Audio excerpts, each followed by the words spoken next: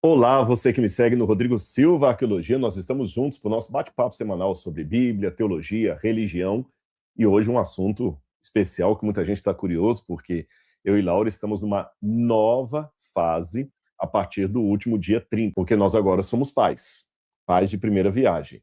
Então, eu quero contar para você um pouquinho da nossa experiência, tem muita gente curiosa, e eu quero aproveitar exatamente esse momento da paternidade para também falar um pouquinho sobre mães que hoje são seres que praticamente estão em extinção. E eu vou explicar isso para você daqui a pouquinho. Vamos falar um pouquinho sobre feminismo, maternidade, o que a Bíblia tem a dizer sobre isso. Você não perde por esperar, porque tem muita informação legal. Eu preparei o PowerPoint hoje, mas é um assunto que eu já tenho estudado há algum tempo. Eu peguei vários artigos que eu já tinha lido aqui, várias anotações que eu tinha feito no passado, porque esse assunto tem provocado muito a minha atenção nos últimos tempos, especialmente depois que Laura engravidou. Então, quero conversar um pouquinho sobre isso com vocês, tá certo? Mas, enquanto você vai chamando todo mundo aí, não se esqueça de se inscrever no canal, deixar o seu comentário, ainda que discordante daquilo que eu falo aqui, mas um comentário respeitoso. Se você discordar de outro aí no grupo, deixe uma discordância respeitosa. Se você concordar também, é bem-vindo o seu comentário, tá bom? Vem entrar conosco agora pra gente bater um papo aí. Se inscreva no canal, se gostar, deixe o seu comentário, o seu like, tudo é muito bem-vindo para que o YouTube possa fazer esse conteúdo chegar a mais e mais pessoas. Vamos ver quem está conosco nesse momento. Hoje eu estou sozinho aqui, então se alguma coisa der errado, eu estou marinheiro de primeira viagem na questão do YouTube. Sempre a Laura está comigo, ela está nesse momento lá no andar de cima. Estava acabando de dar mamar para a Sara e a Sara estava dormindo. Ela até perguntou assim, nossa, não, fica tranquila aí. Então, depois eu vou falar com vocês mais sobre a nossa experiência ali. Muito bem, pessoal. Vamos então ao nosso bate-papo aqui. Eu já cumprimentei todos de casa. Eu acho que fiz direitinho, não passei mico aqui. Estamos todos ligados, há muitas pessoas aí conosco. Então, chame outros para participarem. Ainda há tempo. Você vai ter informações aqui que vão surpreender você. Eu, quando estava preparando essa live, eu conversei muito com o pessoal que me assessora na rede ali, e eu pensei, eu não quero fazer simplesmente uma live de Dia das Mães porque a Laura virou mãe. Calma que eu vou explicar. Você pode falar, ô Rodrigo, que ingrato, já seria uma razão mais do que suficiente. Seria. Mas eu tenho uma consciência de que uma leitura meramente romântica ou romantizada do Dia das Mães talvez não alcance muitas pessoas que estão assistindo que não têm uma boa relação com sua mãe. Muitos que são órfãos, muitos que não conheceram sua mãe, ou que têm uma mãe tóxica. O tema da maternidade hoje não é um tema tão simples. Há um grupo considerável de mulheres que está até quase demonizando a maternidade. Então, em que pese o valor de fazer uma live sobre o Dia das Mães, homenageando as mamães, as vovós, as mães de adoção, em que pese a importância disso, eu pensei, eu acho que ia atrair um número menor de pessoas do que se eu homenageasse as mães, mas também tendo a coragem de colocar o dedo em algumas feridas sociais que estão abertas, purulentas e tirando o sono de muita gente. Eu me lembro de um podcast que eu assisti, havia 4 mulheres atrizes no podcast. Eu não vou falar o nome delas por questão de ética, mas eu fiquei assim estarrecido com as coisas que elas estavam falando lá sem a menor cerimônia. E entre as várias temáticas assim de promiscuidade assumida, que é até interessante, porque no passado, quando eu era criança, adolescente, havia uma hipocrisia no mundo de modo geral, na sociedade. O que eu chamo de hipocrisia? Eram pessoas que, à luz do dia, pareciam pessoas de bem, pessoas de família, mas, como dizia a velha música da Rita Lee, no escurinho do cinema, tudo acontecia. Ou seja, quando ninguém que eu conheço está me olhando, aí o verdadeiro caráter vem à tona. Tanto é que eu lembro, na época, em que as fotografias eram filmes revelados, naqueles slides ali, algumas pessoas diziam, é no escuro que o caráter se revela, fazendo um trocadilho com a revelação de fotografias. É no escuro que o caráter se revela. É quando não tem ninguém olhando que você mostra quem você realmente é. Mas havia uma hipocrisia no ar. Hoje, eu digo que nós passamos da fase da hipocrisia para a fase do pecado escancarado e até tornado digno de orgulho. Interessante isso. Porque na época da hipocrisia, não que houvesse qualquer coisa benéfica na hipocrisia, mas ainda havia um certo temor. As pessoas não queriam, geralmente, que o lado oculto delas viesse à tona. Então, muitos atores, muitas atrizes, muitos cantores tinham uma vida completamente promíscua, mas quando eles iam aos talk shows, quando eles iam aos bailes, aos programas, eles não demonstravam tanto essa vida devassa.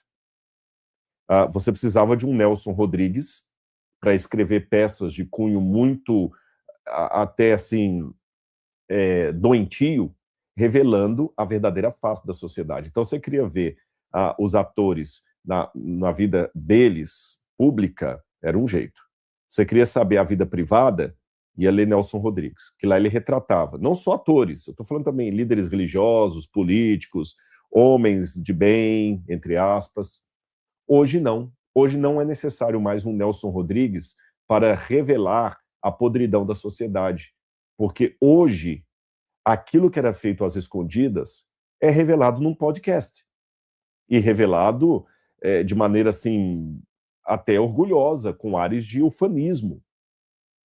E entre esses temas que eu vi do pecado com ar de ufanismo, estava uma pejoração descarada da maternidade, com atrizes, leia-se, influenciadoras, dizendo, não, gente, eu vou ser sincero com vocês, esse negócio que ser mãe é uma coisa maravilhosa, eu odiei. Minhas duas filhas hoje já estão adolescentes, mas elas sabem que eu as tive, mas que eu odeio ser mãe, que eu nunca gostei, que não foi prazeroso para mim tê-las. E ela falando assim com uma tranquilidade ali no podcast, e detalhe, esse não foi o único podcast desse gênero que eu já ouvi. Eu estou citando esse à guisa de ilustração, mas ele não é o único. E eu fiquei pensando, gente, qual a cabeça dessas duas meninas? A mãe falando para elas claramente, eu não desejei vocês. Eu tive vocês, mas se eu pudesse, eu não teria. E ela fala, eu não deixei faltar nada, elas têm escola, têm tudo, têm casa, mas eu odiei, odiei. Acaba com o seu corpo e as outras concordando. Vocês perceberam a que nível nós chegamos? Então vamos conversar um pouquinho sobre isso. Bom, vamos com calma. Vou colocar aqui para ainda provocar vocês algumas imagens de seriados da TV. Você conheceu The Big Bang Theory, o Friends, famoso Friends, Dois Homens, eu esqueci como é que é o título em inglês, Dois Homens e Meio, Two Men and a Half, acho que esse é o título em inglês. E esse último aí, que eu também assisti, acabei de assistir com a Laura, é um seriado chamado Morning Show. Não sei quem já assistiu Morning Show. Qual a semelhança de todos esses produtos de streaming que eu citei aí e outros que eu poderia mencionar? A semelhança entre todos eles, e quando eu terminei de assistir o Morning Show, ficou isso muito claro para mim, são produtos, filmes que estão desconstruindo a ideia de família. Big Bang Theory, solteirões vivendo como se fossem adolescentes, morando longe dos pais. Esse The Morning Show, que mostra os bastidores do jornalismo americano, é polêmico demais o Morning Show. E ele é muito ambientado em situações americanas, como a eleição do Trump, a eleição do Biden, o ataque ao Capitólio. E depois que a gente assistiu tudo, eu falei com a Laura assim, você percebeu? Em todo o seriado, só havia uma personagem que tinha marido e filha. Os outros não havia. A atriz principal, sem dar nenhum spoiler, uma das principais, né, que é esqueci o nome, Alex, ela tem um casamento de fachada. Você entendeu? Um casamento de fachada, que acaba logo nos primeiros episódios. A filha dela não tem relacionamento com a filha até desaparece depois. E você nota em todo o seriado, assim, ninguém da TV, exceto uma atriz negra, que também estava em crise no casamento, apenas uma atriz negra é retratada como sendo mãe de família. Todos os demais são versões alternativas. Pessoas que nunca casaram, ou que separaram, ou que só juntaram, depois desajuntaram. Tem um rapaz que vai propor uma moça em noivado, e ele desiste na última hora. E a temática sempre assim, quando eles vão falar de família, é sempre no sentido negativo. Traumas com o pai, traumas com a mãe, todos eles, quando eles vão conversar entre si, você sai do seriado com a seguinte ideia: família é uma droga. O papel da família é só gerar traumas em mim. É isso que o seriado mostra. E eu percebi que isso aqui não é coincidência, é coloquial. Família é uma droga, família só serve para me gerar trauma. E eu também não posso tapar o sol com a peneira, porque existem hoje uma desromantização do papel da maternidade. Em que sentido? Não estou falando agora no sentido daquelas atrizes, não. No sentido em que há mães realmente que são narcisistas. E essa é uma lebre verdadeira de ser levantada. Eu fui vítima de uma criação narcisista. E eu sou de uma época, especialmente por causa da cultura mais matriarcal brasileira destinada à figura de Maria. A maior parte do povo brasileiro é católico, então aquela ideia de Maria, Mãe de Deus, Nossa Senhora. Então isso trazia para o catolicismo dos anos 70 e 80, isso está mudando hoje, uma ideia assim quase de divinização da maternidade. Se você falasse nos anos 70, 80, até início do ano 2000, eu não converso com meu pai, ninguém ia te questionar. Ah, você não conversa com seu pai? Não, tem anos que eu não vejo meu pai. Tudo bem. Mas quando você fala, tem anos que eu não vejo a minha mãe, como é que é assim? Mas como assim? Você não fala com sua mãe? Olha, bom sujeito você não é. Porque um filho que não fala com a própria mãe, havia esse peso maior sobre a mãe. O pai mente, a mãe jamais mentiria sobre o seu filho. Só que, depois de um tempo, algumas escritoras começaram a levantar, olha, bem, não é bem assim. Existem livros até interessantes que foram escritos sobre isso, como, por exemplo, esse da Wendy Berry, que ela falou Desarmando o Narcisista, sobrevivendo e prosperando com o egocêntrico. E ela fala muito do pai narcisista e também da mãe narcisista, de relações narcisistas. Ela fala dos pais.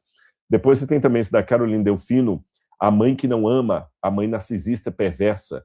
E você tem esse também da Andréa Soares, Manual de Sobrevivência dos Filhos e Filhas de Mães Narcisistas. A culpa não é sua. São livros, como eu falei com vocês, que eles têm o seu papel de fala, têm o seu lugar de fala. Havia muito aquela ideia assim, minha filha, ouça sua mãe, mas não é toda mãe que merece ser ouvida. E a gente não pode também ter uma ideia assim de todas as mães são boazinhas. Eu lembro quando as primeiras psicoterapeutas, e eram mulheres, começaram a levantar, espera aí, existe a mãe como a madrasta da Cinderela, como a madrasta lá como aquela mulher também lá da Branca de Neve, existe a mãe perversa também. Então, eu não posso negar essa realidade. Mas para contar para você como é que de tudo isso descambou hoje nessa negação da maternidade, nessa quase proibição, porque é um outro extremo, de falar de mãe, de Dia das Mães, eu tenho que voltar ao século XVIII. Uma das maneiras que você tem de entender problemas atuais é voltando a situações passadas. O passado revela muito do presente. Embora eu não concorde com a máxima de Hutton, que ele dizia que o presente é a chave do passado, eu posso dizer que o passado muitas vezes é a chave do presente. Você vai entender muitas situações hoje, não tentando ver o agora, mas voltando lá atrás. E pasmem com o que eu vou dizer para vocês. Aqui eu vou pegar muita gente de surpresa. Muitos dos discursos que nós estamos vendo hoje contra a família, contra a maternidade, contra valores tradicionais, contra o patriarcado, contra a religião, nasceram não hoje, mas no dia 1º de novembro de 1755. O que aconteceu nessa data? 1º de novembro, calendário Dia de Todos os Santos, no calendário católico. E aconteceu exatamente no Dia de Todos os Santos o terremoto de Lisboa. Esse quadro aqui me chama bastante atenção, por isso que eu o trouxe para vocês, que é uma pintura de João Glama, e ele retrata, e ele viveu na época em que aconteceu o terremoto de Lisboa. Então, eu gosto desse quadro porque é o retrato de alguém que estava presente na época em que tal evento aconteceu. E olha como é que ele retrata uma igreja destruída, um padre assim com a mão aberta, tentando proteger inutilmente algumas pessoas, alguns homens seminus com a mão na cabeça, sem saber o que está acontecendo. Do outro lado, você tem alguns fidalgos também, e até anjos assim meio perdidos entre um anjo com uma espada, que parece que vem para destruir, enquanto outros estão olhando para um lado e para o outro sem saber o que está acontecendo. Parece que até os próprios anjos estão desorganizados. E lá no fundo você vê uma pessoa agarrada a uma cruz, ao pedestal de uma cruz, e um outro que também está mais acima, abraçado à cruz, mas você não sabe se ele está também agarrado à cruz ou tentando reerguer a cruz, como se tudo aquilo agora já não fizesse mais sentido. E de fato não fez. Por quê? Nessa época, muitas pessoas até chamaram o terremoto de Lisboa de a mão esquerda de Deus. Porque olha as ironias da vida. O terremoto de Lisboa aconteceu justamente num feriado religioso, o Dia de Todos os Santos, 1º de novembro. Curiosamente, quando eu estive algumas vezes em Portugal, em Lisboa, você vê muito isso. As praias ali são praias que são afundadas, porque o terremoto simplesmente afundou a cidade. Uma parte de Lisboa que nós vemos hoje foi refeita por Marquês de Pombal, mas a Lisboa de antes de 1755 arrebentou. E o que mais chama atenção é que o lugar onde estavam as igrejas, a concentração de igrejas que estavam tendo missa na hora do terremoto, foi completamente destruído. E a zona do meretrício dos bordéis foi poupada, foi preservada. Então muitas pessoas não entendiam que Deus é esse, canhoto, que ele joga a ira dele no mundo, porque antes qualquer tragédia era a ira de Deus. Agora você vê um Deus que joga o raio e ele atinge as igrejas e pessoas que estavam rezando e poupa prostíbulos e bordéis. Ou seja, quem foi para o bordel dormir com uma prostituta se salvou. Quem foi para a igreja orar e comungar se perdeu. E eu estou dando o exemplo do catolicismo, mas também os protestantes ficaram perdidos na época. E aí muitos estudiosos começaram a interpretar o significado do terremoto de Lisboa.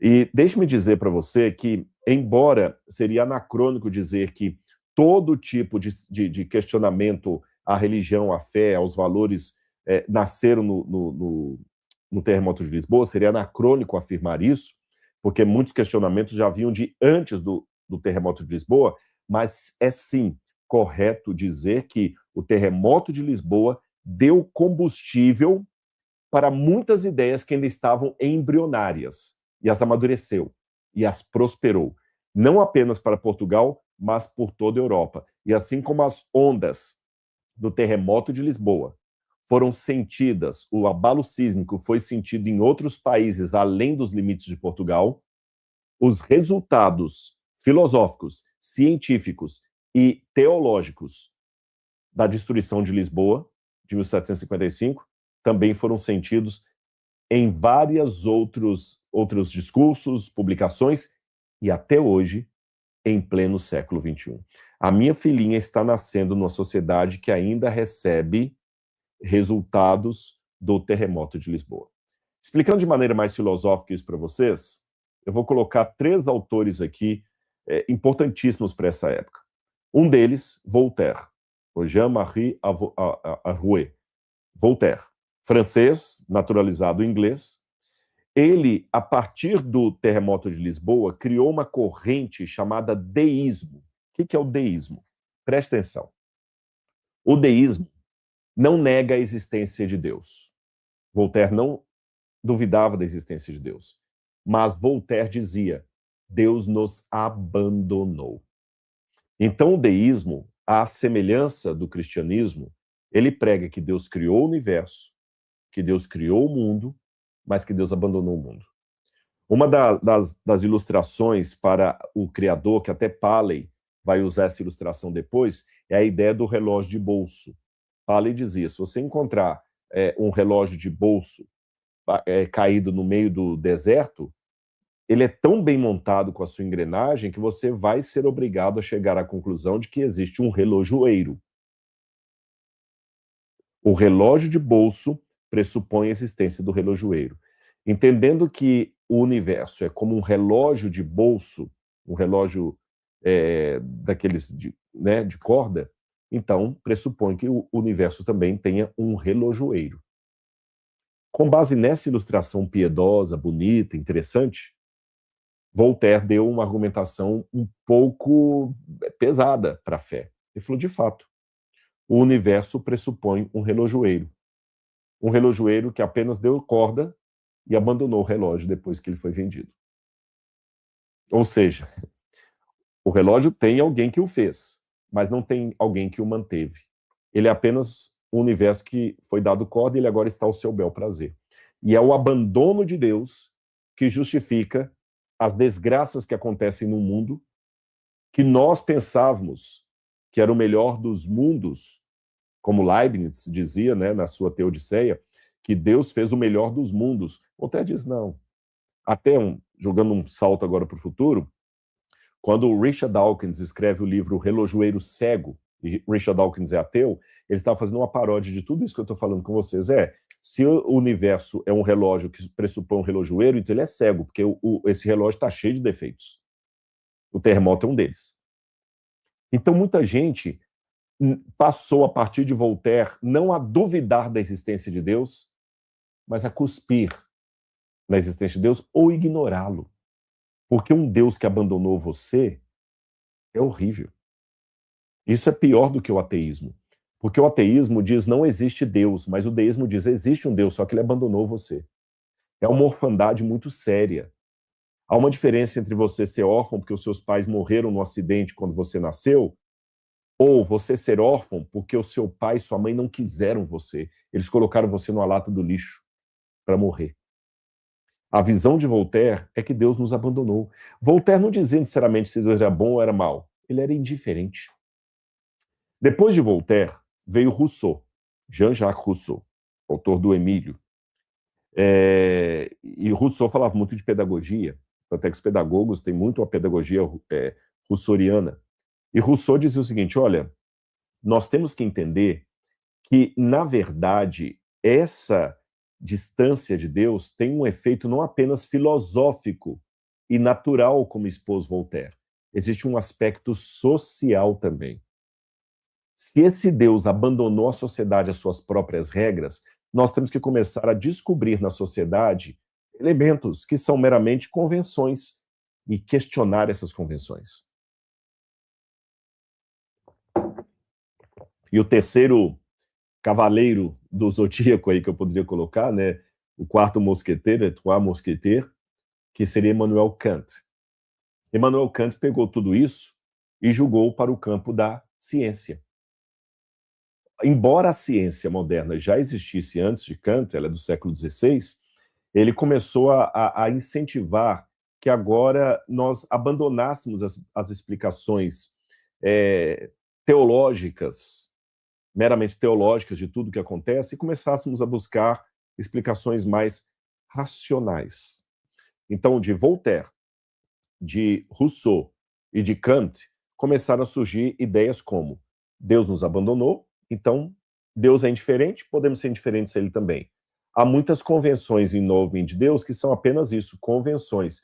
E anote, nem Rousseau, nem Kant, nem Voltaire eram ateus. Eles apresentaram uma ideia de Deus que já não era mais a ideia bíblica. E aqueles que beberam em Kant falaram, olha, para que ficar buscando explicações teológicas? Vamos para a razão pura. Tá certo? Vai ter até a crítica da razão pura e assim por diante. Aí você tem o surgimento de dois outros elementos, depois do terremoto de Lisboa, que são... aí esse fenômeno todo que estou falando com vocês também se chama iluminismo. Tá certo? Agora o iluminismo dizia que nós estávamos saindo das trevas da Idade Média para entrar na Era das Luzes. Aí você tem o iluminismo francês, que é elencado por Voltaire. Você tem o iluminismo inglês, você tem o iluminismo alemão, o Aufklärung dos alemães. Então, você tem várias correntes iluministas. O David Hume representa o iluminismo inglês, por exemplo. Então, o iluminismo, assim, agora é a Era das Luzes. E a Era das Luzes, leia, uma era diferente da escuridão da Idade Média. Uma era sem Deus, sem religião, sem Bíblia, sem dogmas da fé, rompimento da razão e da fé. Então, quando você vê hoje, alguns falam assim, não, você não misture ciência com religião, quem diz isso está bebendo dessas fontes aí. Então, você tem, nessa época, o iluminismo em vários países, e sempre Europa, viu, gente? Tudo que eu estou falando aqui começa a Europa. Não é África, não é Ásia, Europa. E você tem também aí junto a Revolução Industrial. A Revolução Industrial ganhou muita força nessa época. E a Revolução Industrial começou agora a mostrar, ainda que erroneamente, que os seres humanos poderiam administrar a vida sem necessidade de Deus. Então você vai ver muito aí os enciclopedistas, por exemplo, aí que nascem as enciclopédias, Enciclopédia Britânica, os verbalistas, aqueles que estão colocando verbetes, você vai ver os racionalistas, os novos filósofos, como eu falei, Kant, você vai ver vários aí que vão surgindo. O protestantismo que sai no século XVI, 1517, ele já tem um lado racionalista muito grande. As primeiras correntes de negação da autoridade bíblica foram em universidades protestantes da Alemanha, como Tübingen, por exemplo, a escola de Wellhausen.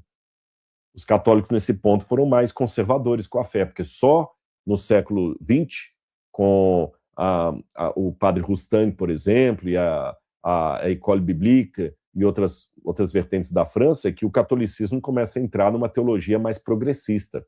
Mas nessa época o catolicismo ainda era conservador, e os teólogos protestantes é que eram mais liberais.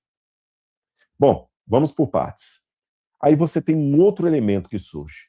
Primeiro que, assim, eles estavam todo mundo otimista, porque agora, com o maquinário, Robert Fulton inventou o motor automotivo, eu não preciso mais de recorrer a deuses ou entidades espirituais para explicar a natureza. Nós temos o maquinário.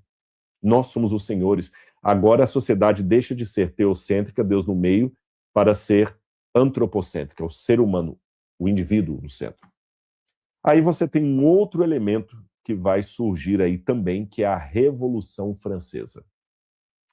Só que a Revolução Francesa, ela vai ter, eu volto de novo com ele aqui à baila, um personagem que vai dar muito combustível para a Revolução Francesa. Eu volto a falar de Rousseau, Jean-Jacques Rousseau.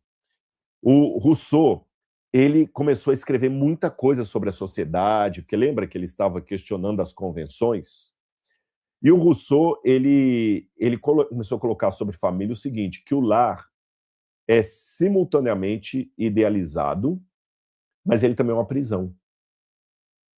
E é interessante que o Rousseau passa a considerar a maternidade como uma vocação suprema e natural da mulher, mas sem direitos de voz ou escolha. Olha que interessante, ao mesmo tempo que o Rousseau era muito progressista ao falar contra as convenções, contra os padrões sociais, por outro lado, o Rousseau era tremendamente patriarcal e conservador.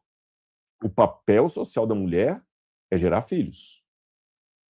E ele, então, coloca esse ideal no Emílio, quando ele tem uma personagem, que é a Sofia, é a mulher ideal, e a Sofia é colocada no Emílio, que é a grande obra de Rousseau, como sendo uma mulher feita para aquilo que ela foi criada, para ser mãe, para ser esposa perfeita. E essa ideologia do anjo do lar é o alvo que o feminismo depois vai atacar, e você vai entender por quê. Porque o Rousseau, aqui tem um paradoxo nos livros de Rousseau que você vai entender. Bom, primeiro paradoxo eu já falei, que o Rousseau era tremendamente progressista, mandando questionar vários valores sociais, mas no que diz respeito à mulher e à família, ele foi conservador. Aí o interessante é que, já ouviu falar da Revolução Francesa? A Revolução Francesa, famosa égalité, fraternité, igualdade, fraternidade, liberté, que surgiu na França. Foram 10 anos de Revolução Francesa. Desde 1788 até 1788 até 1799, aproximadamente. Foram 10 anos de revolução. E a revolução, assim, ela por si já daria uma live. Se o terremoto de Lisboa trouxe muito questionamento a Deus, a Revolução Francesa foi a que deu o carimbo nisso, o imprimatur. Olha que interessante, as universidades começaram como uma criação da Igreja Católica. Se você pegar as primeiras universidades, surgiram em Paris, Bolonha, e eram escolas mantidas pelo ideal católico, a universitas. Mas a partir da Revolução Francesa e dos pensamentos franceses que vieram a partir dali, a universidade foi quase reinventada. Rasgou-se aquela ideia de universidade católica que havia no passado e começou agora a ter a ideia de uma universidade onde a religião não entraria, uma realidade completamente secularizada. As universidades que nós temos hoje são mais filhas da universidade que surge da Revolução Francesa do que daquela universidade tradicional, religiosa, que vai dar origem depois à Universidade de Harvard, aí já do viés protestante, né? Harvard, Yale, Stanford, Universidade de Paris. Agora não, você tem uma universidade que é secularizada. E nessa Revolução Francesa, que eles começaram a questionar tudo, começaram a falar de igualdade para todos, fraternidade para todos. Aí muitos idealistas da Revolução Francesa que beberam em Rousseau para proclamar a queda da Bastilha e a Revolução Francesa, contra a monarquia, lá na França eu lembro, dá para você ver mesmo, o Palácio de Versalhes, quando eles foram contra a Joséphine, que ela até morta lá, guilhotinada e tudo mais, você começa a ver um outro paradoxo. Foi levantado pelos teóricos. Rousseau falou de igualdade, fraternidade, mas ele esqueceu da mulher. Aí, quando percebe-se que Rousseau esqueceu da mulher, começou a levantar algumas vozes femininas que também foram paladinas ali na Revolução Francesa, questionando o Rousseau nesse ponto. Eu vou citar duas, uma francesa, outra inglesa. A primeira delas, as duas estão aí, a imagem das duas, a primeira delas é a Mary Wollstonecraft, inglesa. Essa Mary, ela morreu aos 34 ou 38 anos, se não me engano, e morreu de parto. Ela teve complicações no parto e morreu. E a filhinha que sobreviveu a esse parto dela acabou se tornando uma profícua escritora do mundo feminista. A outra, que escrevia até com o pseudônimo, o nome dela real era Marie Gouze, mas para não ser perseguida na época da Revolução Francesa, ela escreveu com o pseudônimo de Olympe de Gouges. Olympe de Gouges. E o livro que elas escreveram, a Marie de Gouges, ela escreveu a Declaração dos Direitos da Mulher, tá certo? E da Cidadania. A Declaração dos Direitos da Mulher. E a Mary, a inglesa, ela escreveu a Reivindicação dos Direitos da Mulher. Apenas para que você saiba, eu falei da morte da Mary, não falei da Marie. A Marie terminou guilhotinada. Ela foi vítima da própria Revolução Francesa, da qual ela era um dos seus ideais. Mas foi a publicação dessas duas mulheres que começou a acender as primeiras falas feministas, muito antes da primeira onda. A primeira onda é depois disso, que o feminismo sabe que ele tem 4 ondas. Muitos teóricos falam de 3 ondas do feminismo, mas agora outros estão falando de uma 4ª onda. Mas antes mesmo da primeira onda do feminismo, eu pude dizer que tudo que você ouve falar de feminismo, de questionamento à maternidade, começa na Revolução Francesa. Agora, a partir dos escritos da Mary Wollstonecraft, é que veio a primeira onda feminista. Mas ela vai surgir bem mais tarde, tá bom? Então vai começar desde o encontro do Seneca Falls, aí já pega Estados Unidos também, em 1848, quando começam a questionar, e mulheres participam desse encontro, o direito da mulher à propriedade, ao divórcio, à educação superior. E deixe-me dizer que há algo de legítimo nessa reivindicação. Eu acho que o grande problema aí não é o que estava sendo reivindicado, era a força, a maneira como a coisa estava sendo colocada. Porque, de fato, o homem podia pedir divórcio, mas a mulher não podia. Um homem divorciado podia casar de novo, a mulher divorciada não. Então, mulheres divorciadas eram colocadas à margem da sociedade. Não tinham direito ao voto, não tinham direito a ler e escrever, a menos que o marido permitisse ou o pai antes delas casarem. Então, realmente, havia muitas pautas que eram legítimas. E aí coloca um outro elemento que aconteceu. Então, olha o que eu estou construindo aqui. Deixa eu remover aqui um pouquinho. Eu falei do terremoto de Lisboa. Olha como é que a coisa vai construindo. Terremoto de Lisboa. Eu falei da Revolução Francesa. Eu falei do Iluminismo, Revolução Industrial. E tudo isso vai ter um outro elemento ainda. As guerras. Primeira e Segunda Guerra Mundial. A Primeira e Segunda Guerra Mundial colocaram um elemento novo em todo esse cenário. Porque os homens foram para a guerra, tanto em 1914, quando surge a Primeira Guerra Mundial, quando em 1939, quando você tem a Segunda Guerra Mundial. Os homens vão para o fronte, muitos deles morrem no fronte, e durante esses períodos, longos períodos de guerra, quem teve que cuidar da família, dos filhos, do sustento? A mulher. Porque o Estado não dava pensão para esposas de combatentes. Então, muitas delas tinham que lutar, começar a trabalhar fora. Enquanto muitos homens estavam no fronte de batalha, quem estava nas fábricas fazendo armas eram as mulheres. Quem estava pegando pólvora, fazendo projéteis, balas, eram mulheres, que os homens estavam lutando.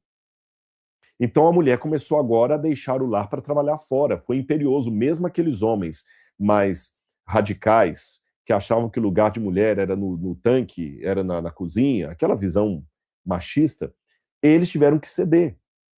Porque assim, enquanto nós estamos brigando contra o inimigo, quem vai fornecer armas para nós? Quem vai estar na linha de frente? Porque se colocar homens para trabalhar nas fábricas de armas, todo mundo vai querer trabalhar na fábrica de arma, que é mais seguro do que estar lá trocando tiro com o inimigo. Fora aquele lado meio macho alfa, né? Eu vou para a batalha, você vai ficar aí, você é franguinho. Então, o papel tinha que ser exercido por mulheres.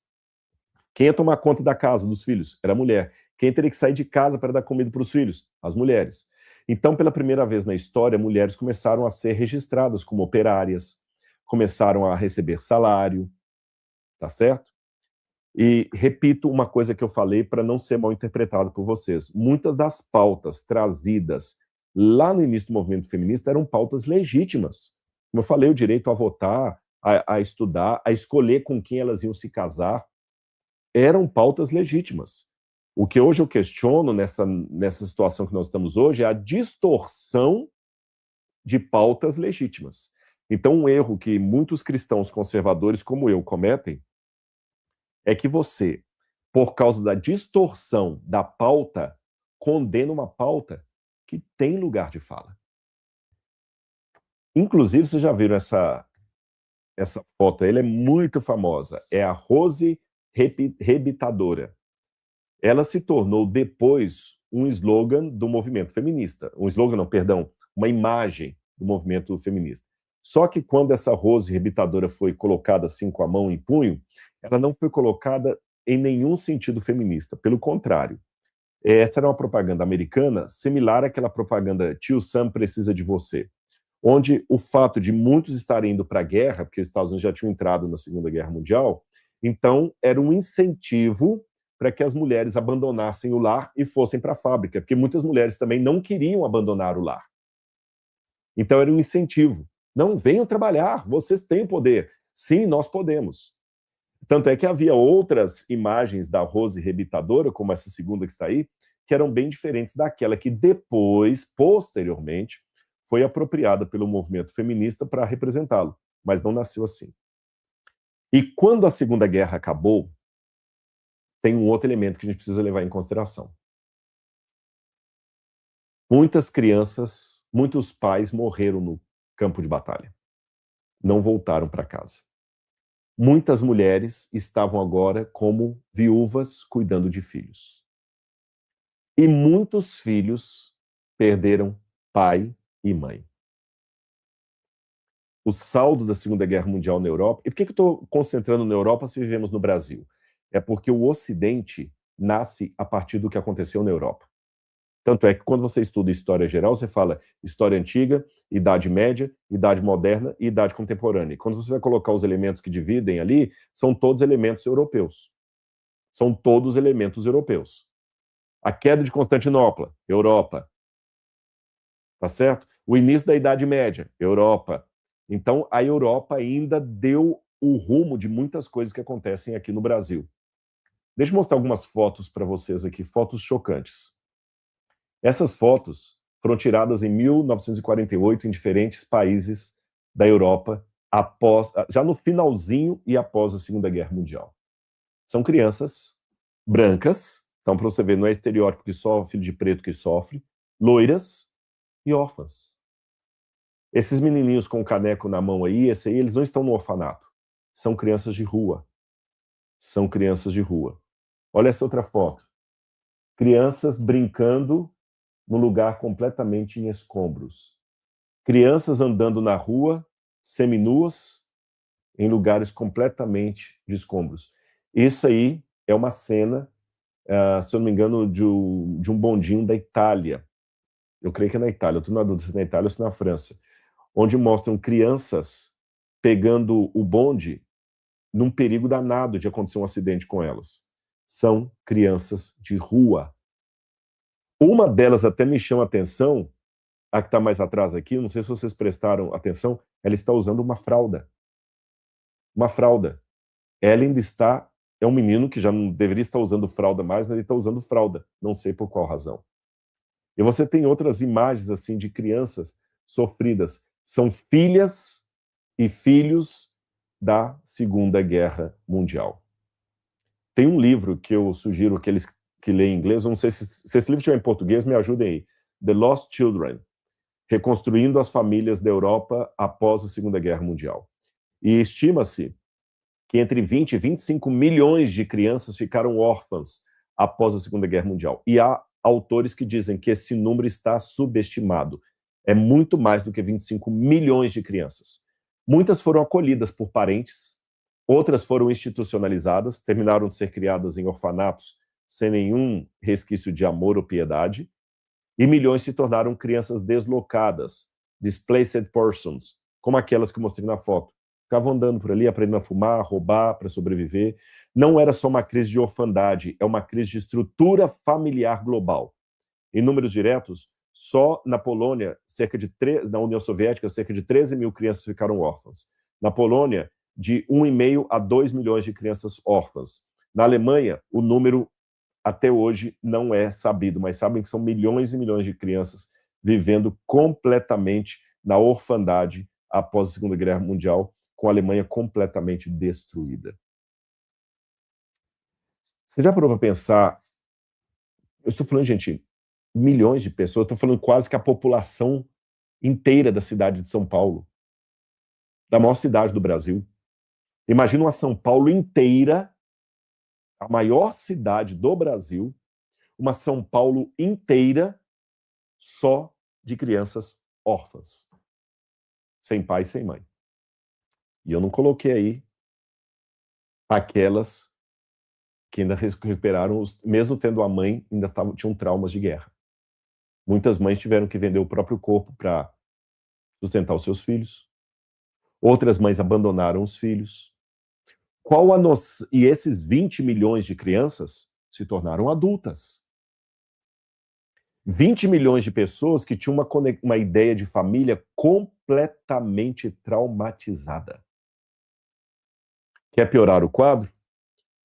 Você tem também aqueles que o pai foi para a guerra sendo de casa como um herói e depois, como essas gêmeas aí, descobriram o que o pai fez no campo de batalha.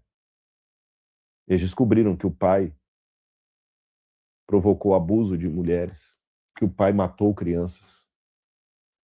Os alemães sofreram isso demais, porque eles acreditavam no líder supremo da Alemanha como sendo assim quase um deus. E quando o Reich caiu, para eles, assim, é como se você tirasse agora todos os seus valores religiosos. Imagina alguém aí que é muito adventista, ou muito batista, ou muito católico, você descobre agora que o adventismo está completamente errado, que o catolicismo está completamente errado, caiu o seu chão. Morreu tudo, os seus valores, a insígnia que antes você ostentava com tanto valor, agora é proibida. Até no Brasil, muitos descendentes de alemães não falavam alemão com os filhos e batiam nos filhos quando eles falassem alemão, porque tinham medo deles serem segregados na escola. A figura do pai começou a ser ridicularizada. Eu conversei uma vez com um senhor que ele lutou na Segunda Guerra Mundial. E ele falou comigo assim, Rodrigo, e eu nunca mais esqueci dessa conversa que eu tive com ele. Eu tive a oportunidade de entrevistar pessoas que participaram da Segunda Guerra. E esse específico, ele falou comigo assim, a gente quando chegava lá, ele lutou em Monte Castelo. A gente tinha outros brasileiros, a gente era amigo de todo mundo. Quando você começava a ver os seus amigos morrendo, duas coisas aconteceram. Quando eu cheguei lá, eu morri de medo. Eu não conseguia comer, eu não conseguia dormir. Depois de um tempo, você acostuma com o som das bombas, do tiro, e você dorme no front, mesmo com rajada de metralhadora passando na cabeça. Eu lembro que uma vez a gente estava andando com sede, tinha um corpo em putrefação num riacho assim, o que estava na frente só puxou o corpo para o lado assim, a gente limpou um pouquinho a água, bebeu aquela água ali, que estava passando um corpo em putrefação. Mau cheiro tremendo. E a gente começou a se tornar frio em relação aos amigos. Sabe por quê? Muito simples. Eu te conheço aqui hoje, eu gosto de você, e amanhã você morre na minha frente. Aí eu sofro porque eu perdi um amigo. Então, um mecanismo que a gente tinha de sobrevivência emocional era não fazer amizade. E essa situação que esse senhor contou para mim perpassou pela Europa. Por isso que muitos países da Europa até hoje são frios. Pode olhar que eles não têm esse calor do latino-americano de abraçar. Vai tirar uma foto com... Eu, quando tiro foto no Brasil, geralmente a pessoa quer tirar uma foto. É claro, eu abraço a pessoa para tirar uma foto. Vai fazer isso com o inglês. Vai fazer isso com o alemão, que não é seu parente nem nada. Vai tirar uma foto com ele, põe a mão no ombro. Muitas pessoas vêm me reconhecer na rua. Ô, Rodrigo, eu posso tirar uma foto com você? Claro. A própria pessoa já põe a mão no meu ombro e tira um selfie. Vá fazer isso com um alemão, com um austríaco, com um inglês. Sem contato físico. Eu não quero. Até hoje eles bebem disso. E é por isso que você vê a consequência de tudo isso acontecendo na Europa. Um desencanto com a família. E aí você tem mais um outro elemento que foi a virada marxista. Tanto do próprio Karl Marx, que eu virei aqui, tanto do próprio Karl Marx como de Friedrich Engels, que foi um dos teóricos do marxismo. Ou seja, Engels criticava a família monogâmica, ele disse que ela não era natural, era um elemento de opressão. O trabalho doméstico e reprodutivo, incluindo criação de filhos, é trabalho não remunerado que sustenta o capitalismo, mas é invisível. E é interessante que quando você vê esses teóricos, você vê que eles foram justamente eles exageraram contra a mão. Veja bem, antes a mulher não podia trabalhar fora. Depois, na época da guerra, a mulher, até por uma necessidade, ela trabalha fora. Agora, na visão de Engels, é uma obrigação da mulher trabalhar fora. Veja, antes era uma proibição, depois passou a ser uma permissão, dada a circunstância, e no marxismo é uma obrigação. A mulher não pode se dar ao luxo de não querer trabalhar fora. Se ela não trabalha fora, ela está sustentando o capitalismo. Ela está fazendo um trabalho não remunerado. Mas não dá para a mulher trabalhar fora porque ela tem filho. Filho é o estorvo, então não tenha filhos. E aí você vai construindo todo esse cenário. Aí vem o final da primeira onda, com a figura perigosíssima de Simone de Beauvoir. Essa Simone, que era amante do Sartre, Simone de Beauvoir, essa mulher fala, eram coisas assim tão difíceis de engolir, mas ela conseguia ter uma oralidade, uma argumentação que levou muitas. E ela inaugura o fim da primeira onda e o início da segunda onda feminista. Que vai pegando tudo que Simone de Beauvoir escreve, tudo que os anteriores a ela escrevem e vão formalizando. Aí você tem novas teóricas que vão formando toda essa ideia, como Beth Friedan, Shulamith Firestone e Kate Millett. Uma propondo a mística feminina tá certo? Dizendo que aquela ideologia que nomeia... Então alguém me perguntou, Rodrigo, mas é importante também que a mulher tenha um trabalho em casa. Eu concordo com você, mas para Freedom, não, de jeito nenhum.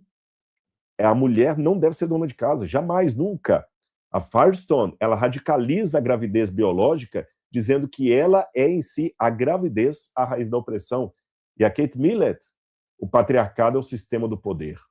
Então vamos acabar com a sociedade como ela está colocada, vamos acabar com a família, que é a célula máter dessa sociedade injusta.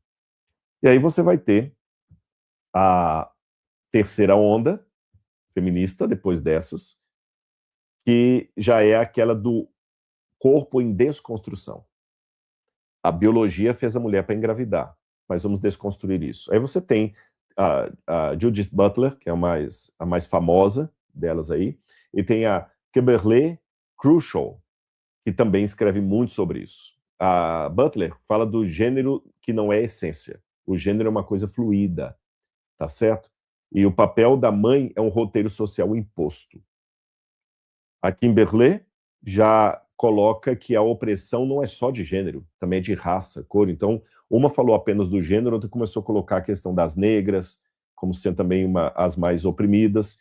E aí você tem, finalmente, a quarta onda, que é a mais atual, que pega tudo isso, mistura no milkshake e faz as pessoas beberem. A quarta onda é aquela marcada por expressões como Me Too, mexeu com todas, a Child Free Movement, ou seja, movimento sem filhos. Então, agora a Simone de Beauvoir, agora ela começa a se tornar de novo, os escritos dela são trazidos à lume, e outras coisas mais que estão surgindo, como, por exemplo, eu lembro uma vez que eu fui, tem a teologização disso também, porque tem uma ala feminista que defende, uma ala teológica que defende isso. Eu me lembro no encontro que eu fui nos Estados Unidos que tinha teologia feminista, e entre as pautas da teologia feminista havia o direito de ser PUTA. Não vou falar o palavrão, mas vocês entenderam a sigla, PUTA. E em inglês usa o palavrão, o direito de ser PUTA. Usando até uma, entre aspas, base bíblica para defender tudo isso que você está vendo. Ou seja, essas coisas que estão hoje moldando muitos dos discursos que nós temos contra a maternidade. E eu agora, vivendo nessa situação em que minha esposa se tornou mãe, o que eu posso falar de todo esse movimento? Eu vou dar alguns contrapontos, se vocês me permitem, antes de entrar na Bíblia. Primeiro, que eu vejo em muitos desses discursos uma armadilha conceitual. E eu vou dizer o primeiro deles. Primeiro, eu quero repetir o que eu falei 2 vezes aqui nessa live, há uma premissa que é legítima. E eu não posso, enquanto cristão conservador, negar a legitimidade de algumas premissas, tá certo? Havia realmente uma característica de opressão da mulher, como havia opressão ao negro, ao índio, e ainda há. O racismo existe. Então eu tenho que tomar cuidado contra 2 extremos. Eu não posso, por causa da distorção, negar, por exemplo, que existe racismo no Brasil. Existe, eu sou negro. Eu não posso negar que existe a misoginia. Existe, ela está aí às claras. Existe a misoginia. Eu não posso negar que realmente existe uma opressão. Então não posso cair no extremo agora de colocar uma realidade religiosa, uma realidade com óculos cor-de-rosa, e vou admitir uma coisa aqui delicada. Muitas vezes as igrejas são redutos de manutenção da opressão. Quantas mulheres foram oprimidas pelo seu marido, que apanharam deles, a violência doméstica, e receberam de um líder espiritual o conselho para não trazerem aquilo a público para evitar o escândalo? Isso é fato. Isso é fato. Esses dias eu vi o recorte de uma pregação de uma mulher, ela falando bem claro, gente, quantas vezes a mulher apanhava e quando ela ia buscar ajuda na igreja, outros falavam assim, não, é melhor você não falar para evitar o escândalo. E quanto mais conservador, mais se abafavam casos que deveriam ser denunciados. Na Igreja Adventista nós temos uma campanha chamada Quebrando o Silêncio, justamente para reverter essa ideia de manter o silêncio quando é oprimido para evitar o escândalo. Por outro lado, não posso cair num extremo igualmente nocivo, que é também de pegar a deturpação de uma premissa legítima e fazer dela uma bandeira. Todos os homens agora são opressores. Todos os homens agora, a ideia de patriarcado é uma ideia ruim. Não, cuidado. Cuidado também que você tem para um outro canto. Um outro problema, passo número 2, nós temos uma confusão de garantia, porque Simone de Beauvoir, ela generaliza tudo. Não é a imposição que oprime, é a maternidade em si que prende a uma imanência biológica. Olha que interessante. Ela pega uma questão social e transforma numa questão biológica, sem nenhum experimento científico que valide as ideias dela. Ela pega uma visão social, uma cosmovisão social, e aplica categorias biológicas naquilo. Terceiro, a radicalização. Firestone. Ela conclui: a gravidez biológica é a raiz de toda opressão. Qual a solução dela? Reprodução artificial e abolição da família. Isso é ridículo. Isso é ridículo. Seria a mesma coisa eu falar o seguinte: o fato de eu ser negro é a causa do racismo. Solução: vamos pintar todos os negros de branco. Ou vamos acabar com agora as cores diferentes. Eu estou apenas fazendo uma paródia do que ela falou. Por que existe racismo? Porque há pessoas de cores diferentes. Eu sou branco, o outro é pardo, o outro é negro, o outro é amarelo, o outro é caucasiano. Então, vamos fazer o seguinte, vamos fazer igual Michael Jackson, vamos escolher uma cor e vai ficar todo mundo da mesma cor. É ridículo isso. Eu tenho que reverter a estrutura social da opressão, não radicalizar com elementos biológicos que não fazem o menor sentido. E, por fim, Judith Butler, a desconstrução total. Ou seja, qualquer papel feminino, inclusive materno, é performance imposta. Então, maternidade, cumplicidade com o patriarcado. Isso é ridículo, meus queridos. Eu quero dizer, olha, como é que eu vou falar com vocês? Existem casos, vou dar um exemplo aqui. Eu dei aula de teologia por muito tempo para graduação, continuo dando aula de teologia, mas hoje só no mestrado. Mas eu vi, durante a minha experiência, muitos jovens que se tornaram pastores por uma imposição familiar, porque o pai queria um filho pastor. Eu posso dar um exemplo com qualquer outra profissão. Eu conheci um médico, que ele queria ser caminhoneiro e se tornou médico porque o pai obrigou. O dia que o pai morreu, ele abandonou a medicina e comprou um caminhão. Há pessoas realmente que se tornam daquela profissão por uma imposição familiar. Isso significa agora que ninguém pode ser médico ou pastor? Não. O que essas feministas fizeram, elas pegaram a parte pelo todo. Eu não posso entrar nisso. Eu não posso cair nesse erro. E olha o resultado disso na sociedade. Olha a evolução da família. Antes a família com o cachorrinho, agora o casal só com o cachorro, e já estamos indo para o sujeito solitário com um cachorro feito de IA, um cachorro mecânico. Eu não estou querendo dizer que todo mundo é obrigado a casar e que todo mundo tem uma família de tampa de margarina. Eu reconheço que há realmente mulheres viúvas, mulheres abandonadas, vós que criam filhos. Eu reconheço tudo isso. Eu não tenho aquela ilusão. Mas eu não posso, em função daqueles casos que estão fora do que deveriam ser, agora normatizar tudo. Vocês compreendem a questão? Esse é o problema. Você está pegando situações que, por estarem fora do padrão, agora você vai baixar o padrão para normatizar tudo. Não podemos, seria um erro muito grande. Olha, nós temos pessoas que necessitam de cuidados especiais, os cadeirantes, por exemplo. Há muitas pessoas que são cadeirantes. Qual a solução? Melhorar a sociedade para dar melhores condições de vida ao cadeirante. Mas o que essas filosofias progressistas fazem? Todo mundo tem que ser cadeirante. Eu estou fazendo uma paródia, mas para você ver filosoficamente como a gente pode responder a alguns dos posicionamentos. Existe uma diferença entre melhorar a cidade para que o cadeirante tenha vez, ou agora obrigar que todo mundo seja cadeirante para que o cadeirante se sinta inserido. Não é essa a solução. Não é o fato de haver muitas famílias que estão desestruturadas por várias circunstâncias da vida, que agora me obriga a desestruturar todas as famílias para falar que qualquer norma não é bem-vinda. Ficou claro isso? Vamos continuar aqui para terminar.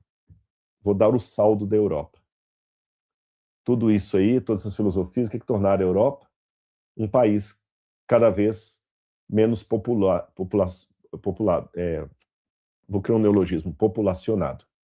75 milhões de lares na Europa já são unipessoais, como do Friends, como do Morning Show, solteirões morando sozinho ou dividindo o apartamento com um colega. Eu lembro quando eu fui à França, conversando uma vez com o porteiro do prédio onde eu fiquei, ele falou, quando eu comecei a trabalhar aqui, 80% dos prédios aqui eram feitos de família. Hoje é o contrário, 20% são família, 80% são pessoas solteiras que dividem um apartamento com alguém ou moram sozinhas, criando gato.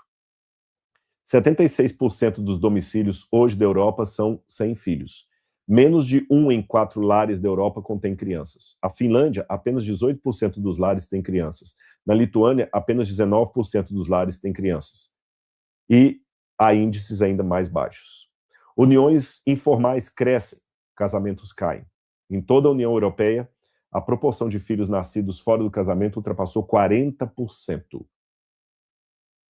Aí você tem uma mudança muito grande. E detalhe, a consequência direta dos filhos que são colocados hoje como um estorvo familiar, um estorvo ao progresso, também redunda em outra coisa.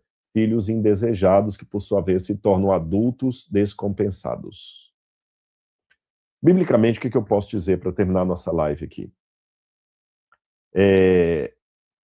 Bom, isso aqui, quando a maternidade deixa de ser uma questão, a Bíblia, ela não tem uma visão romântica, não. A Bíblia também traz famílias com problemas. Olha José do Egito. Olha a situação de José do Egito. Olha Gomer e Oséias. Mas, repito, não é o fato de haver pessoas que estão fora do ideal que nós vamos agora matar o ideal. Na Bíblia, a mulher também foi criada à imagem de Deus. Gênesis 1, 27. Deus criou o homem à sua imagem. A imagem de Deus o criou. Homem e mulher os criou. E no hebraico isso é muito claro. Homem e mulher criados à imagem de Deus. Então, o argumento que eu posso dar é o seguinte: a dignidade da mulher não é derivada do homem nem da cultura. Ela é ontológica. Simone de Beauvoir está errada, porque ela argumenta que a mulher é o outro, o inimigo do homem, do macho. Não. A Bíblia fala que ambos são igualmente portadores da imagem de Deus. Gênesis 2:18. A mulher é criada como auxiliadora do homem. A palavra hebraica é Ezer. Já falei com isso. Ezer não é um auxiliador no sentido desqualitativo do termo. Pelo contrário, Deus é chamado de Ezer, ajudador, condutor. O filho de Moisés chamava-se Eliezer. Meu Deus é o meu auxiliador. Então, quando a mulher, Eva, ganha o nome de auxiliadora, Ezer, em hebraico, ela está tendo o mesmo título de Deus. Não que ela fosse Deus. Eu digo, ela teve o direito de ter um título que também foi aplicado a Deus. Aliás, o homem, ele não tem o privilégio que a mulher tem de ter uma vida gerada dentro dele.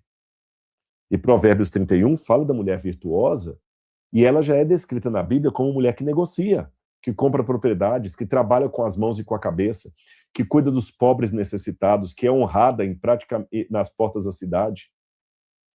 E para terminar, eu quero mostrar para você o que a nossa sociedade está apresentando. Quando eu era criança, o desenho que fazia sucesso era os Flintstones. O Fred já era um paspalhão. A figura do pai já estava sendo desconstruída, mas a figura da mãe ainda era mantida. A Vilma Flintstone era a sábia do lar. Quando eu assisto agora os Simpsons, eu já noto na Marge Simpson um outro estereótipo. O Rumor é um idiota, como o Fred Flintstone, mas a Marge não é uma mulher sábia, como a Vilma Flintstone. A Marge também é uma mulher que é fraca, é boba, não merece ser necessariamente respeitada. É quando você pega outros desenhos como American Dad, tem o American Dad, tem o American Guy, você vê que o estereótipo da mulher também é de uma idiota. Nesse American Dad, o homem é um idiota, a mulher é uma idiota. No American Guy, o homem é um idiota, a mulher é uma idiota. E o que esses desenhos estão passando? A mesma coisa que eu abri essa live do Morning Show. Não compensa ter família. Não compensa ser pai, nem ter filho. E para terminar minha live, deixe-me dizer algo ao seu coração. Talvez você está falando assim, Rodrigo, mas é fácil para você falar, você está aí feliz com sua esposa, com seu filho, meu casamento está acabando, é fácil você falar. Não, calma. Eu também tenho uma experiência de vida muito dura. E uma das coisas que eu tive que aprender é que eu não vou querer que o mundo estrague apenas porque eu não estou naquilo que é ideal. Eu não fui criado num lar como família de tampa de margarina. Então eu tinha algumas alternativas ruins, como a proposta por esses teóricos aí. Eu podia falar o seguinte: quer saber? Eu odeio todo mundo que tem uma família boa, porque esse é um detalhe também. Muitos progressistas, na verdade, o discurso de ódio deles, de protesto, que eles falam, estamos protestando a favor das mulheres. Protestando caramba. Vocês estão com ódio porque aquela mulher conseguiu o que você não conseguiu. Essa é que é a questão. E desculpe a comparação. Quando você passa na porta de uma casa que o cachorro fica latindo, latindo, latindo, latindo, latindo, latindo, latindo, ele não está latindo porque você está entrando na casa dele, você só está passando a porta. Ele não está latindo nem porque ele é bravo. Ele está latindo porque você está indo onde não pode ir, porque tem uma cerca ou uma coleira. Muitas filosofias são como um cachorro que late. Ele grita, grita, grita, não sabe falar correto, é só gritar. É só gritar, é só protestar, é só megafone, é tudo na base do grito. Não sabe conversar, é só no grito, é só na lacração. Por quê? Eu tô com ódio porque você conseguiu o que eu não consegui. Então, se você conseguiu o que eu não consegui, é porque você é opressor, porque você é branco opressor, porque você é isso. Mas eu sou negro, eu consegui. É porque você se vendeu ao sistema. Interessante. Ninguém pode ser feliz. E o que é feliz, ou porque ele é opressor, ou porque ele se vendeu ao sistema. Porque a realidade é a minha. Mas você também não quer admitir que é infeliz. Aí você fala, não, eu sou feliz porque eu sou livre. Mas aquela Europa que eu falei com vocês, que hoje está matando a família, é o slide que eu acabei pulando aqui, tem altíssimos índices de depressão, suicídio, solidão, problemas emocionais. Leia um pouquinho sobre o paradoxo escandinavo. Os países da Escandinávia, que têm o maior índice de IDH do mundo, são os recordistas mundiais em problemas emocionais. Pegue o Japão, um país de primeiro mundo, um país solitário. É o país que tem o maior número de pessoas comprando bonecas para ter em casa uma boneca, robô, em vez de ter um ser humano. Tá chegando uma situação que o pessoal trocou família por cachorro. E agora estão trocando o cachorro pela IA.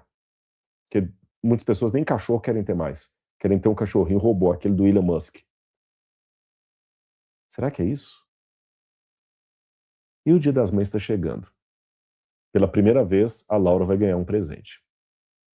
Você fala assim, que lindo, parabéns, Rodrigo, mas minha mãe não merece um presente. Ela já morreu e as memórias que eu tenho dela são terríveis. Deixa-me colocar para você uma coisa. Eu não estou dizendo que todo mundo é obrigado a se casar, que todo mundo é obrigado a ter filho. Tem gente que está bem sem filhos. Eu estava sem filho até pouco tempo. Tem gente que... Não vou falar que todo mundo que não tem filho é doente. Não, tem gente que não quer ter filho e é uma opção de vida. Eu tenho que respeitar isso. Beleza? Eu não posso impor também o meu padrão aos outros. Tem pessoas que não se casaram e estão felizes. É o padrão. Eu não posso questionar. Tá certo? O que eu questiono são pessoas que estão invalidando os padrões bíblicos de família. Aí eu questiono. Pessoas que estão querendo impor uma vida promíscua que a Bíblia condena. Aí eu não posso falar, não, eu respeito a sua vida promíscua, não. Quer dizer, eu posso até respeitar, mas eu não concordo com ela. E eu tenho que denunciar, porque a promiscuidade é uma coisa que a Bíblia condena. Então, uma coisa são vidas promíscuas, como incentivava Simone de Beauvoir. Esse eu estou aqui para questionar mesmo, para denunciar e para falar que está errado em nome de Jesus. Vidas que não estão naquele ideal, mas que não estão também em contra da palavra de Deus, não estou aqui para poder questioná-las. Então, se você não casou, prefere ficar solteiro, você ficou viúvo e acha que é melhor não casar nunca mais, tudo bem. Você prefere ser um casal sem filhos porque vocês decidiram, Tudo bem, isso é respeitável, não é respeitado a promiscuidade. Mas deixe-me colocar para você uma coisa.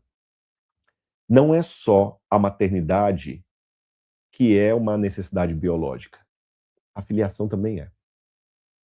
De modo que eu termino a minha live dizendo o seguinte: embora nem todas as mulheres tenham a necessidade de serem mães,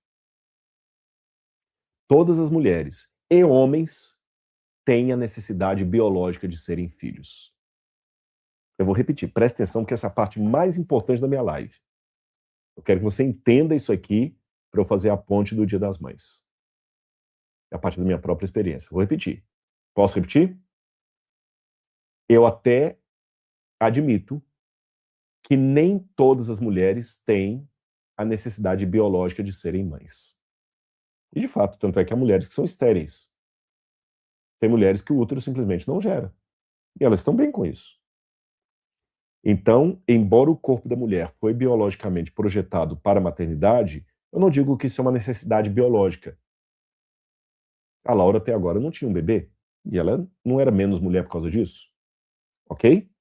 Mas embora a maternidade não seja necessariamente uma necessidade biológica, a filiação é uma necessidade biológica de toda mulher e de todo homem.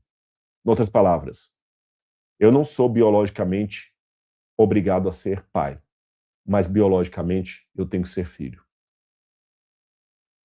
E quando você não engravida, você pode passar a sua vida sem ter nenhum problema com a não gravidez.